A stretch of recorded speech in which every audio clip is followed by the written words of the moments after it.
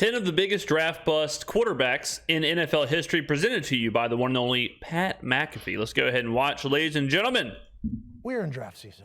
Okay, we are just Indeed. 8 days away from the NFL draft. The first round kicks off next Thursday, the 27th, right here, youtube.com/The Pat McAfee Show for our fourth annual draft spectacular. All right, let's go. It'll be a great night. It'll be a blast. Yeah, no doubt. Dreams come true. But I won't be watching this, while but these players are getting you know, if you're a Pat drafted and McAfee dreams fan, come go ahead and watch. The NFL's hard. That's right. The NFL's not easy. It's not. Some of these dudes look like absolute superstars, freaks. So the draft is hard. I will say that. The draft is one of those things. This is kind of why I think I've said before that draft picks are generally overrated, because the end product is just so hard to quantify. Like, it's so hard to figure out who's going to be good, what pick's going to be good, you know, where the value is, any of that kind of stuff. I have been so wrong on some players, and looking back, it's like, how the hell would I have known? Like, how, and I'll also say this. It's not always the player. Most of the time, it's not the player, actually. Most of the time, it's the situation. Most of the time, it's the scheme. Most of the time, it's their development. You know, what coaches are they being brought into? What system? What everything? You know, are they playing immediately? Are they getting to sit and watch? How talented is their team? So you got to gauge a whole lot of stuff when it comes to a draft, especially for a quarterback. I mean, I know Matt Leinart, you know, people like that. It's like, who would have possibly thought Matt Leinart would not succeed? You know, Jamarcus Russell is one people point to. You could kind of see, I guess, if you were like interviewing him, if you were really digging into him personality-wise and kind of his work ethic and all that stuff, you could probably see that. But a guy like Leinart, it's hard for me to see how a GM could have saw that coming. And I think a lot of what happened with Leinart was the fact that he had to play on a bad team. I think Leinart could have been a guy that it would have benefited him to sit. So let's see who the 10 biggest draft bust quarterbacks. Top of my head, Jamarcus Russell is going to be on there. They may throw Manziel on there, but he's another one where I think, just like Russell, you could tell it just wasn't going to work out physically, and also what was going on off the field. Some of those people have red flags pretty quick. So those two are definitely some. Ryan Leaf is going to be one. Leaf is another. Leaf, I'm sure, had red flags as far as his personality and as far as all that stuff off the field, which ended up ruining his career pretty quickly. And that we have never seen before, some people are being described as, and they have yet to step foot onto an NFL football field. Everybody calls some people a bust that don't do well. Sure. I think that's a little bit rude. What's a bust? Well, when expectation levels are and they perform at you see they bust into a record book that nobody wants to be a part of. That's important too, because just because you get taken in the top 10 or just because you get taken in the first round and you don't succeed, I don't think it makes you a bust. You know, like players like Christian Ponder, players like Josh Rosen, players like Blaine Gabbert, they were taken high, but they were never really positioned to be where people are like, oh yeah, this guy is going to be the future. This guy is the man. This guy is this guy is that. It was more of just a pick, didn't work out, never really got a chance to shine anyways. See you later. You know, like, it's hard for me to sit here and be like, yeah, Blaine Gabbert was a huge bust. Or Mitchell Trubisky. Like, Mitchell Trubisky, was he a huge bust? I don't know. They certainly should not have given up what they gave up for Mitchell Trubisky, but I'm not sure how high his like perceived ceiling was by anybody except the Bears at that time. So if that makes sense. In a bad way. I think the word bust is a little bit negative. It is. Because that is acting like the NFL is easy. That is acting like what you accomplished before you got in the NFL actually matters once you get into the NFL, when you're competing against the generation before you, the generation before them, the generation before them, Right. and the generation before them, and Right. all of the superstars from the entire fucking crew. It is not easy to make it in the NFL. No doubt. And, you know, we're talking about quarterbacks here, but like running backs, Reggie Bush is a good example where Reggie comes into New Orleans and they don't let him return kicks or don't let him return punts. So all of a sudden it's like, yeah, but that's why you got him. Like that's the whole reason you draft him. That's why he was so awesome. You know, you have other players like Alex Smith, for example. Alex Smith in Utah, he's running the option. You don't run the option in the NFL.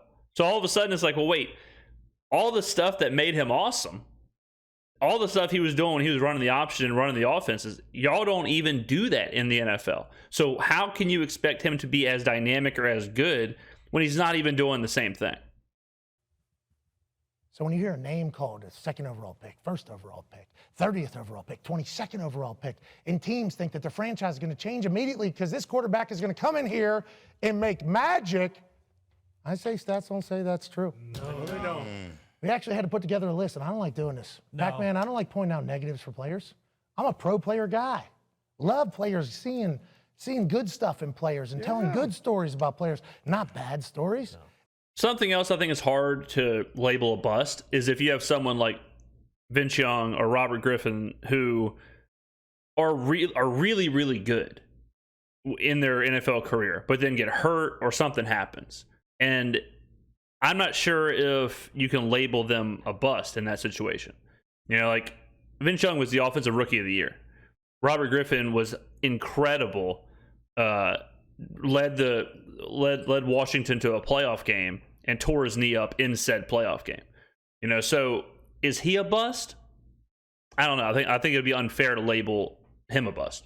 Negativity's too easy. You could bury people all day and get numbers on the internet and numbers on TV. We choose not to do that. We choose to be super positive, but to protect this next generation of NFLers, we need to set an expectation level at a reality level, which is the fact that a lot of these guys are going to fucking suck. Oh, yeah. Right. Most of them. No doubt. Most of them, yeah. That's the thing. Clint Eastwood here in the hat just said it best. Most of them will suck. I mean, if 5 quarterbacks are taken in the first round and one of them is like a Pro Bowl level player, that's pretty surprising. If one of them is an MVP level player, that's even more surprising, right? So a majority of people drafted are going to be journeymen, be average, fail. Very few end up being good, and even fewer end up being really good for a long time. These guys, a lot of these guys are going to suck. Here's 10 that we pieced together, Tone Diggs and I, about guys that were drafted as quarterbacks to go in the NFL in the first round, and they were supposed to be franchise changers. Oh, yeah. Yep. Yeah. And guess what they were? Not. If I'm guessing, the top 2 have to be Jamarcus Russell and Ryan Leaf. I mean, those are the 2 guys where they were brought in as game changers. They were brought in as generational talents. They were brought in as guys who are that damn good. And they were that damn bad from the jump. There was no good. There was no great. It was bad after bad after bad. Straight up could not play. Straight up whiffed on the pick. Those Jamarcus also changed how players got paid. I mean, that's how bad he was. He changed guaranteed money for first round draft picks. He negatively impacted players moving forward because of how bad the investment in him was. Let's start at the top, Jamarcus Russell. Yeah, for sure. Jamarcus Russell, obviously out of LSU. This dude was a staggering 6 foot something. He was obviously heavy, had a big body. He was a man that didn't know his team from the other team and threw a lot of different interceptions. At one point when he was at LSU, coming out of the college into the NFL, he was on his knee, threw the ball 65, 70 yards. Yeah. He's also such an incredible case study because on the field, he was unbelievable.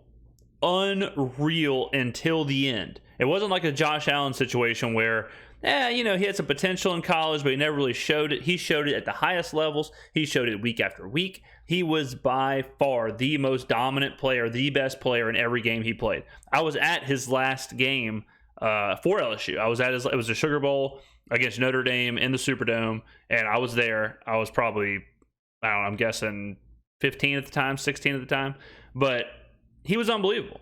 And it's just crazy how sometimes the physical stuff doesn't translate at all. Doesn't translate whatsoever. Some players like Cam Newton, who was not a bust, I'm not saying that, obviously. He was incredible. But physically, it translated. Sure, he had to pick up the NFL game. Sure, he had to pick up a new playbook. Sure, he had to pick up all that stuff. But physically, he was still just as dominant. He was, his size, his speed, all that stuff translated from college to the NFL. Jamarcus, it did not. Like Pat just said, this infamous story of him sitting on his knees and throwing it 70 yards. Well, bad news, you don't normally sit on your knees and throw it 70 yards in an NFL game. So a lot of the times when you hear stuff like that, it's like, yeah, that's cool, Well, what about him throwing a 15-yard slant route? What about him throwing a 20-yard post route? Like, well, how does he do there? I'm not as worried about him throwing from his knees. I'm more worried about him like managing a 2-minute drill. Yep. This dude's arm talent is next level. He showed up at an interview driving a Cadillac Escalade on 30-inch rims. Wow. 30s. I've also told the story before, but I played blackjack with Jamarcus Russell in Biloxi, Mississippi. I didn't know it was possible. The issue was he never watched film. People wondered, why did he never watch film? Well, because he could throw a ball 70 yards on one knee, and he had 30-inch rims before he even got into the NFL draft. Does that mean that he was set up for failure? No. He failed himself. But the NFL is really hard. It's not easy to be a great quarterback in the NFL. Jamarcus Russell proved that. Well, another thing, too. So, in the NFL, the quarterback is not just the position. The quarterback is more than likely the face of the franchise. He's more than likely being drafted to be the leader of the locker room.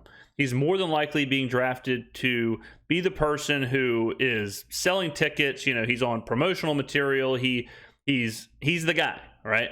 So if a quarterback is not willing to do that and not willing to be the leader, not willing to be, you know, first one in the weight room, last one out, all those stereotypes, that is part of the job. And that's different than other positions. Wide receivers don't, you know, that doesn't happen. Offensive linemen, that doesn't happen.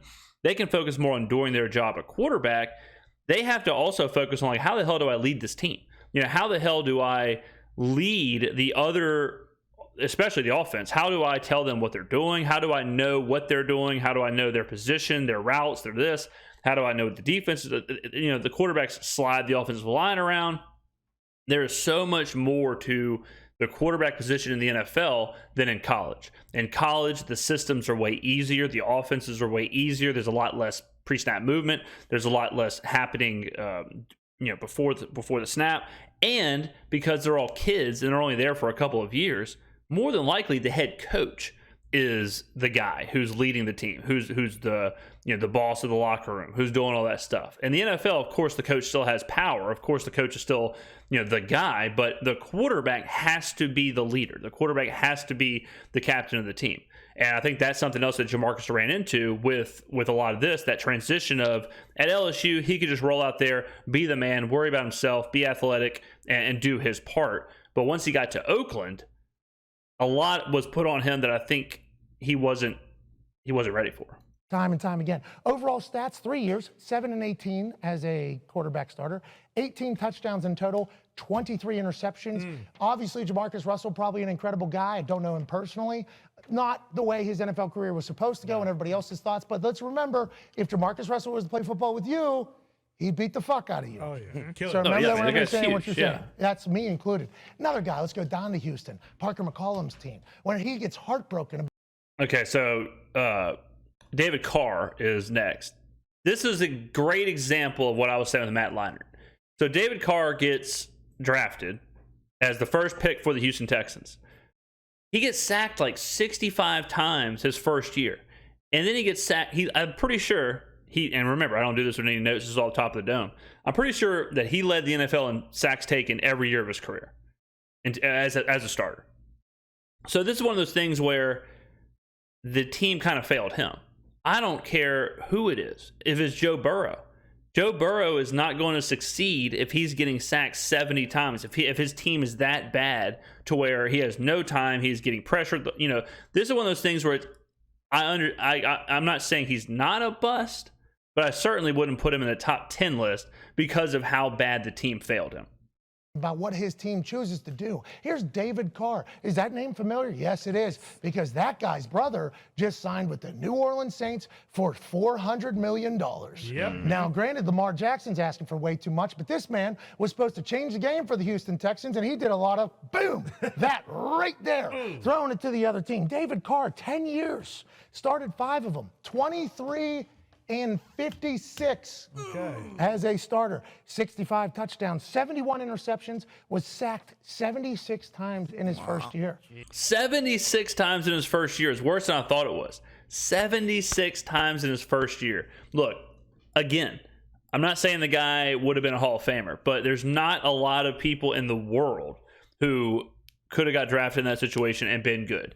And he's another example of a guy who, coming from Fresno State, where he played, the level of competition between Fresno State and the NFL is huge. So he's another guy who it probably would have been good to let him develop a little bit, to let him see the game. I mean, the teams he's playing against at Fresno, like, they're barely even collegiate scholarship athletes. And then you go to NFL players, so as he's dealing with that, he's also getting blasted 76 times his rookie season. So I'm going to say not really a bust here, more of just complete failure from the franchise. Which is a stat that needs to be talked about because a lot of the situations that these quarterbacks are going to, bad. Yeah. Yep. Now, is anything going to be able to help you throwing into a defensive meeting room like this one right here? No. But I assume the team that he went to was not that great. The organization that he went to was not that great. It was an expansion team. Not that great. No, actually, that was the expansion draft. Yeah. First year the team existed. Damn. They didn't have anything figured out. I'm so far ahead of these people. They didn't even know how to do lunch. Let's go to another man. This guy was drafted out of North Dakota State. We're the Philadelphia Eagles. Then he would go on to join the Indianapolis. This is another one. See, I don't think Carson Wentz was a bust. So Carson Wentz was the MVP of the league in Philadelphia before he got injured the Super Bowl season, when he got hurt and Foles took over. He was the leader in the clubhouse to win the MVP that year. He was really, really good. Once that happened, never has been the same. Never has been the same player. So it's another one of those things where he showed he could be good. He showed he could be borderline dominant. He showed that he could lead teams. He showed all that, then got hurt, fell apart. Obviously, if you could go back, you don't make that pick, but I wouldn't put him on a top 10 bust list either. Indianapolis Colts. And on one particular play against Aaron Donald, he would sprain both of his fucking ankles while attempting to throw an interception. That's Carson Wentz. Carson Wentz, obviously, we all remember when he came into the draft, was it going to be him or Goff? Yeah. Him or Goff. Now, not that we're going to get crazy about Goff. Did lead the team to a Super Bowl. That team much better, I guess. And Carson Wentz technically has a Super Bowl ring because of what happened after he left the Philadelphia Eagles. But his career is now over. Pretty much. He's on his third team. Yeah, out of his third team. Yeah. Overall stats, 46, 45, and 1. Okay. 151 touchdowns, 66 interceptions. Ooh, I think people. These numbers aren't bad. Like these numbers aren't bad at all. As far as like the all-time busts, Goff's another one where people label him as a bust, but he has been good in his career. Hasn't been maybe number one overall pick worthy, but he took a team to the Super Bowl. He was good last year with Detroit. So I don't think Goff's a bust either. People would say this is a success story, but he also has that on his film. Let's go to the next. Jake Locker. Remember this fucking guy? Locker, so out of Washington. A lot of people thought Locker, I mean, obviously he got taken 10th overall, but Locker was supposed to be the man. I thought Jake Locker was going to be really good too. And you could definitely label him a bust because he was shit on a stick from the start. He was terrible from the jump. He was never good, never showed any signs of anything. And not to mention, guys, again, no notes, no research, no nothing, just click and play, just rattling off immediately. Oh, yeah, Jake Locker, Washington, boom, Jake Locker, 10th overall, bam, bam, bam. Unbelievable. Washington, he wears purple. It is fourth quarter against division rival, 5 minutes left. There's Darius J. Butler picking him off. Now, obviously, with the score being as close as it was, this is a one-score game late. He didn't play that terrible, but he just wasn't able to get the job done in the biggest moment against us on a very regular basis. He was ass. And Locker was a guy I would have been wrong on. I like Jake Locker a lot. Because we had that fucking guy, and he didn't. Joe LaFed just got tossed over there. Jake Locker was the number 8 overall pick. Oh, damn it. Damn it. See, a lot of other people would edit this video or delete this video or not go, not go any longer here. After I praise myself a little early, a chicken before the egg hatches type situation, ladies and gentlemen, a lesson learned. When I praised myself for him getting taken 10th overall when he got taken 8th overall, sometimes in life, you get got. And I got right here. So because of my, transparency for all of you, we're of course going to leave this in. I am very embarrassed by this, and I will probably not sleep well tonight knowing that I got his draft position 2 picks off, and I will do better next time. Top 10 quarterback in the NFL. Damn. Started 23 games, 9-14. Yeah. Terrible. Great. But if Jake Locker was to play pickup football with you, with me, not with Pack, they have done that. I think he's picked them off. He tries. He would beat us all, but he stunk as an NFL quarterback. I know Pat's joking around here, but I hate that argument when people say that. When people are like that was a whole argument with Kwame Brown back in the day. Kwame Brown was a draft pick for the Lakers, huge bust. And Stephen A. Smith used to give him a hard time. And the argument was always like, yeah, but even though he's a bust, he's still really, really good in the grand scheme of things because he would be dominant in like a high school game or a pickup game or whatever. It's like, what the hell? Like, of course. If you took an average chess player and had them play 100 people who have never played chess before, they're going to be really, really good. That doesn't mean you can't say they're a shitty pro. Like, I think that's the craziest argument in the world. Jake Locker dedicated his entire life to playing quarterback in the NFL, to playing football. He dedicated every minute of every day for the first, 25 years of his life to doing this. He had countless reps. He had countless practices. He had the coaching from the best of the best in the world. He went to countless trainings where it was specifically for this game, for this position. He had nutritionists. He had all this stuff going on. None of these clowns sitting on this desk have had any of that stuff. So why would it matter if he can be better than me? Like, how can that be an argument that if we played pickup football, Jake Locker would be really, really good? I've never understood how that translates, or why we can't sit here and say, hey, like, no one's sitting here and saying that Jake Locker is shit at throwing a football. What we're saying is he's shit at being a professional quarterback. No one's even saying he's bad in college. He was good in college. But I think it's totally fair to call out bad professional athletes for being bad professional athletes. I don't think you have to have the disclaimer of, yeah, but they would dominate you.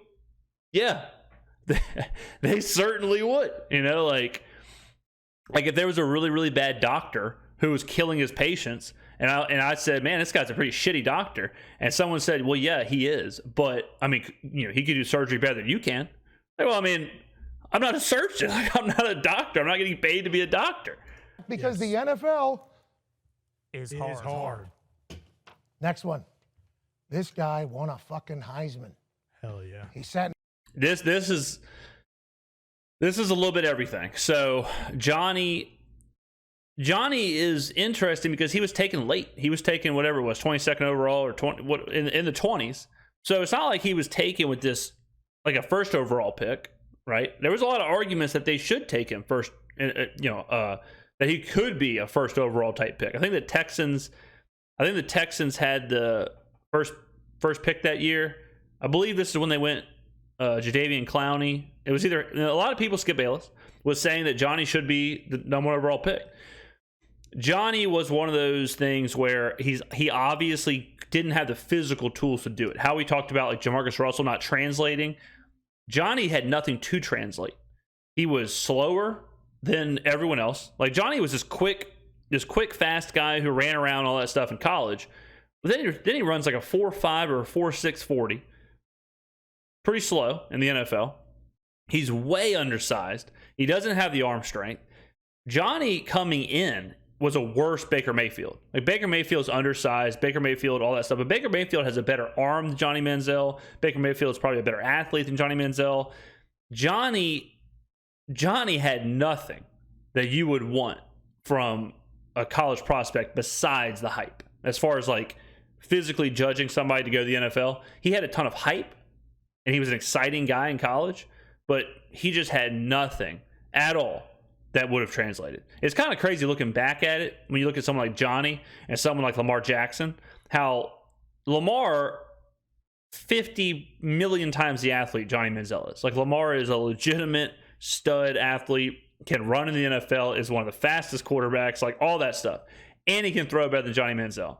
But because Johnny, and they both won the Heisman, but Johnny had that like Drake OVO. Johnny was a absolute celebrity. very Matt Leinart-esque. And it shows you the kind of what hype can do for some prospects. In the draft room for how long? I'll tell you. Number 22 overall pick. Got that one. Second quarter, 20 I got that one, nothing. baby. Who's that? Adam Pac-Man Jones. Oh, God. Adam Pac-Man Jones high stepping to the sideline to celebrate a pick. And Johnny was terrible. Like, make no mistake about it. He had no redeeming qualities in the NFL. He was bad, for sure. They're up 20-0 over Johnny Manziel in the Cleveland Browns in the second quarter. Damn. Now, I don't know what Pac-Man saw here. Pac, what'd you see? Late though. Just a late throw. Really late. Tried to make a play. He did that thing whenever he was in college to Alabama and numerous other people and was able to throw touchdowns and highlight reels. But instead what happened was a former number 6 overall pick who's still in the NFL, who knows football better Adam Pac-Man Jones, I believe West Virginia, maybe. than you do. Boom! He's sitting right there and starts the drive at the half-yard line. Pac, why not get the ball in the end zone? Get that thing a touchback. That would have been good. Oh, it can always get better, I guess. Can always get better. This guy, good player. Great player. If he was to play pickup football with you, he would fucking beat you. Rip it up. But instead, 2-6 record, only played in 8 games. 7 touchdowns, 7 interceptions. 8 games. This guy, right here. So bad. 8 starters. 8 So starters. bad. And that happens. Now, did he get an opportunity to fully display his skill set? Probably not. He kind of did. See, that part, he actually kind of did. I'm pretty sure Kyle Shanahan was on the coaching staff at this point. Everyone knows how much I like Kyle Shanahan. But Johnny did kind of get a chance. Johnny's was not so much like a product of the team as much as it was just a product of him being terrible. He has come out and said that he did not give a fuck enough, though, has not studied enough film, was not in there early enough. Oh, that part's for sure too. I mean, Johnny wasn't doing the film work either. Let's be honest. He's a great football player, but the NFL Is is hard. Here's another guy who learned this. This guy had a fucking hot tub in his dorm room. This dude was a Oh, Josh Rosen. See, Rosen was a one-year guy. I mean, Rosen got taken. The Cardinals played him. He wasn't good. Then they took Kyler Murray. So with the right development and all that stuff, like, I'm not saying Josh Rosen would have been good, but to say he was like one of the 10 biggest busts ever, I don't know about that. superstar at UCLA. He was known as the Rosen one. This time, all he did was throw a completion to the Slaymaker for 6 as an Arizona Cardinal. Was only there 1 year. Wow. Only there 1 year. Top 10 pick. 1 year with Yeah, they took him like 7th overall, and then they turned right back around and said, we're taking Kyler Murray. Cardinals. Why? That's crazy. He would go on to start 16 games in total. 3-13 record. 3-13 record. 12 touchdowns, 21 interceptions. And let me, like, a reason I say that you can't do this, you can't do the whole, like, well, 1 year, that's enough. Who he's a bust. Like, Peyton Manning's rookie year was ass. You know, like, the Colts were terrible his rookie year. He threw a ton of interceptions. If they would have picked whoever first overall the next year, and all of a sudden, then it's like, we would have never known. You know, if all of a sudden he's a journeyman, all of a sudden he's going from team to team. Like one second, let me check Peyton Manning's rookie stats. Peyton Manning's rookie year, 16 games, 3-13. Does that sound familiar to you? 26 touchdowns and 28 interceptions. All right, he was bad. Like, Peyton Manning was bad right here. So if in 1998 he's 3-13, throws 28 picks. If the Colts say, we're done with you, we're gone, none of this other stuff happens. You know, like, they go from 3-13 to 13-3, and the rest is history. He's second in voting for MVP. Like, this is what I'm saying, where there is a transition period. There is a difficult period for these quarterbacks where you got to kind of give them some time. They are going to probably fail. You know, but to just label someone a bust after year one, to me, that's a little tough. To me, and I'm not saying the Cardinals shouldn't have done it. I'm not, you know, they see him every day in practice. I certainly do not, but I wouldn't have Rosen on this list. He's one of them. There was 20 others that had happened. Once again, though, Josh Rosen, good at football. The NFL is hard. Here's another guy, number 3 overall pick. Holy shit, out of USC. Sam Darnold. Darnold, another one, where it's like, Darnold has been not good, But Darnold is just kind of a journeyman. I mean, I guess you can label him a bust, but he's not a bigger bust than like Ryan Leaf or people like that. He's I'm not even sure what you would label Sam Darnold. I guess you would label him a bust, but he's like fringe. This guy has so many different arm angles. He's a baller. First throw of his career. Oh, no. Boom. Sammy. Pick. Sammy. 6. How you doing? Keep it moving. That was his introduction to the NFL. Then you remember on Monday Night Football, they fucking killed him. This guy's seeing goes. Stinks. Had to play against Bill Belichick. Sam Darnold might have been a guy. Might be a guy for the Niners. Might have. And maybe like I'm thinking about this. Like maybe I don't see Sam Darnold as a bust because he's not done yet. Like his story isn't finished yet. Like he's not out of the league. He still is kind of getting moved around. He's still kind of. It's almost like Jameis Winston. Like. You can't, even though Jameis, if his career ended now, you could probably be like, yeah, he was a bust. I mean, he never did anything. He threw for a lot of yards, threw for a lot of picks, threw for a lot of touchdowns, but never won any games. He got moved around a little bit, never, like he was the first overall pick. But is Jameis Winston a bust right now? Or is he kind of still in the waiting? I would say he's still kind of in the waiting. So I would say the same thing for Sam Darnold. Been a guy for the Carolina Panthers at the end of the year. Now, granted, hasn't played in any very meaningful games, has not won a lot of games. Overall record of 21-34. Ooh. Not great. 61 touchdowns, 55 interceptions. Not Sam Darnold's fault entirely. If he was to play football with you, he'd be better than you. But once again, Irrelevant. the NFL is hard. Totally irrelevant. This guy, married to a lady who is a prominent role Is this Christian Ponder? Is this my boy Christian? in the football world. Yeah, it is. It's Christian Ponder. Man, I'm glad they brought him up. He was a weird deal because he was kind of a reach when they took him, I think maybe 12th overall. When they took him out of Florida State, everyone was like, whoa, what the hell are y'all doing? Like, what is Christian Ponder? What is Christian Ponder getting taken 12th overall for? And so I don't know if he would be a bust because I don't know if anyone thought he'd be good. He was a reach. Everyone knew he was a reach. And that was about it with him. Christian Ponder, number 12 overall pick Ooh, by the Minnesota baby. Vikings out of FSU. Baby. Christian Ponder, 12th overall out of FSU, just ripped it from the top. He'd play for 3 years. He'd be 14, 21, and 1. Okay. 38 touchdowns, 36 interceptions. Not bad. Next quarterback Really not that bad. after he was drafted number 12, Andy Dalton, and then obviously Colin Kaepernick. Of course. So those two would Yeah, have man. a lot more success, obviously, than Christian Ponder, and people would say Kaepernick's a good example. Kaepernick would have been a much bigger bust if he got taken by like the Texans in the situation that David Carr was in. But Kaepernick was allowed to flourish under Jim Harbaugh on a 49ers team who was pretty good. So it just goes to show it also matters who's coaching you, the system you go in, all that stuff. Christian Ponder's a bust. I say that's a little bit negative. I think Christian Ponder's a great football player, but the NFL is hard. Toby Gerhardt, shout out. He was on that field. Shout out to Toby Gerhardt. Shout out to the Detroit Lions getting in this game. Yeah, no kidding. Because they've had more than a few of these. Oh, Joey Harrington. I thought Joey Harrington was going to be really good too. Joey Harrington out of Oregon. He was a top 5 pick. He was somewhere in there. I thought Joey Harrington was going to be really good. I really did. Joey Harrington Oh, Teddy. out of Oregon. This dude was up there in Oregon in the beautiful town, and Teddy Bruschi said, thank you very much. I weigh 265 pounds, and I just got a pick 6 with a cowboy collar because we rope-a-doped you into throwing that easy ball. 6 years in the NFL. Oof. 26 and 50. Holy shit. Tough. He's the number 3 Tough. overall pick in the 3, 2002 yeah. draft. 79 touchdowns, 85 interceptions. He's definitely a guy, and it's easy to say now, but he's definitely a guy who needed to be developed. Like he was definitely he was a Pac-12 quarterback. He was a guy who was slinging it around at Oregon. All of a sudden, this is back in the day where you get drafted, you're going to an NFL system. Like you're an NFL quarterback. This wasn't back in the day where it was like, or this wasn't how it is now, where you draft a guy and then you basically build a system that they did in college around them, and you allow them to kind of play the same way. This was a nope. You're getting this quarterback, and he better fit into what you already do.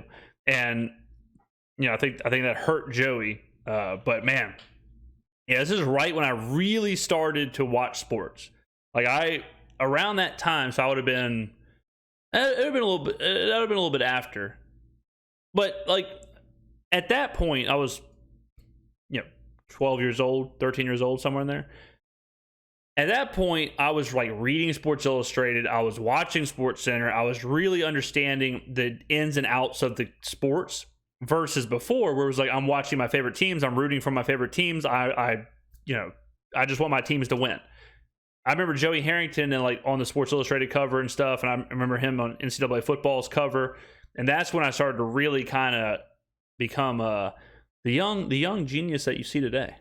Okay. Once again, we have to remember Joey Harrington, if he's throwing 7-on-7 against you or your friends, he's picking you guys apart. But when other people that play football for a living are on the field, it makes the NFL hard. Vrabel leading the way. And the most recent one, I think people will always talk about this, and it's certainly going to become a much more interesting situation as Aaron Rodgers joins the scene. Sure. For sure. I can't wait to see who they say here. The most recent one? There's a dude out of BYU. Oh, Zach Wilson. Yeah. See, Zach Wilson's another one where I'm not ready to call him a bust yet. He absolutely sucks out loud. Like, this dude is absolute shit. But he's still super young. He's still, he can maybe be developed. He can maybe find a home. He can maybe turn into a whatever player. I'm not ready to call him a bust yet, but we shall see. Who's currently a quarterback for the New York Jets. His name's Zach Wilson. For the record, I thought Zach Wilson was awesome at BYU. And I thought he had a lot of skills that could translate, but he certainly is the kind of guy that needs to be developed. He's, smaller. He needs a specific system. He has not flourished being thrown into the fire at all. And against this and his locker room hates him, which isn't great. He has a lot of leadership issues. particular Patriots team, he just gives them the ball all the time. And that's not an easy defense play against. Obviously, on the other sideline, not this one, this is the Jets sideline. On the other sideline, there's an old fuck that's just wandering, who knows everything about football. His name's Bill Belichick. He is on the defensive side of the ball. He is obviously going to try to confuse the shit out of these young quarterbacks. He's been making Zach Wilson look like a rookie for every year Zach Wilson is in the NFL. That is not Zach Wilson's fault. Zach Wilson might have football talent. Zach Wilson might be good at football. Like, if you told me, this is going to be a very controversial thing, but if you told me that I could have the San Francisco 49ers and Kyle Shanahan and their system, and I could have either Zach Wilson or Brock Purdy, just physically, just like what the product on the field. I'm not talking about their leadership abilities. I'm not talking about the locker room. Just on the field. I think Kyle Shanahan could get more out of Zach Wilson than he gets out of Brock Purdy. Brock Purdy also seemingly has the locker room behind him. He's they like him. So that's a totally different conversation. But just strictly on the field. So if Zach Wilson was somewhere else, like, I think Zach Wilson would have had a better first couple years in the NFL. That's why I'm not ready to say he's a bust yet. Is his team good? Well, they're saying to get Aaron Rodgers, they'll be great. Is the teams he play against good? Yes. Yes. But also, the NFL is hard. Well, and most importantly, ladies and gentlemen, as we've seen with the Peyton Manning thing, good players can fail early and get good. Like Peyton Manning. You don't always come in, dominate from the start, and then you just keep dominating. Like, that doesn't happen as much as we are led to believe it does. Like, players don't just, good players, good draft picks, non-busts, don't just come in and then the rest is history. Sometimes they need time to even the greatest of all times need a little bit of time to get used to the NFL. So we're going to see a lot of busts on next Thursday night. Big time. Yeah. On the 4th annual Draft Spectacular, we're going to be watching real time. The next name that's going to be added to this particular low light reel. It's not their fault. There you go, ladies and gentlemen. Top 10 of the biggest draft bust quarterbacks in NFL history with Pat McAfee and company.